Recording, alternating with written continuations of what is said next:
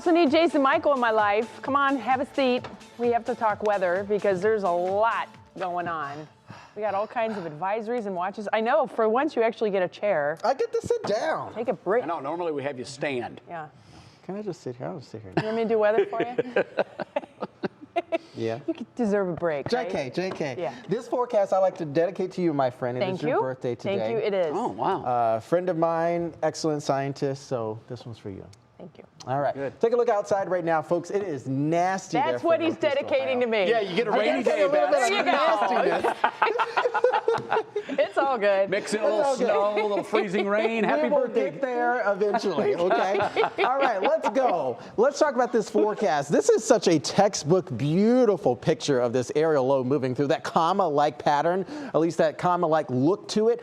We got a lot of things happening with this system as it just crawls up towards the north, okay? So we got very heavy rain. Now, if we take a moment, stop here and kind of slice and dice this thing into 4 quadrants, rain, you can see they're out ahead of this system. It is turbulent activity in this bottom right quadrant because we are moving towards the north and we're moving into a mountainous territory there. So it is turbulent. They got severe thunderstorm watches and even a couple warnings that's been happening there.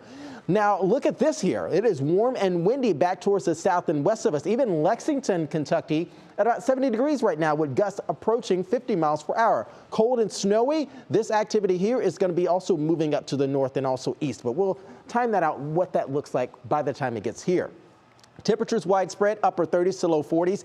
There will be some breaks that will happen south inland across northeast Ohio for the rest of the afternoon, prompting a bit of a warm up, but also leading towards the threat for some flooding and even high winds as well. This is why we have these alerts in effect. This goes through about 1 a.m. tomorrow morning. You can see there for all the counties shaded in green, even a flood warning now in Killebunk Creek there, south in Wayne County. Wind advisory also going through the early morning hours as well. So it doesn't appear as though, even on a normal day, that 20 to 30 mile per hour gusts are that bad. But when you mix rain into that, it is very, very nasty. Already about 35 mile per hour gusts south in Worcester.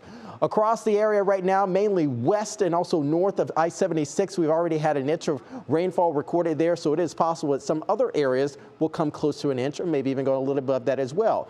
Windy conditions with that advisory going through tomorrow morning with that temperature drop also following. Behind that, it's going to be a drier and also a little bit more pleasant weekend for us here across the area. Here's your National Design hour-by-hour forecast. Notice once we get towards bedtime, things start to thin out a little bit. That's because that northward moving aerial low is still pulling in some dry air down south. Once this clears, it is over the lake around midnight hour, and we're going to start to wrap around much colder air. There could be a little bit of chance mixing in. Once we get that cold air locked in, we can have some light snows and even some flurries continue throughout the first morning hours for us on Saturday. But that is just about it. High pressure moves back in Saturday afternoon. That takes us through Sunday. More sun is moving back in, despite being a little bit colder. We bump things back up for the start of the week. PM showers possibly developing across the area, and that will linger through Tuesday. And then look at this. We kind of settle down nicely back in towards winter-like conditions.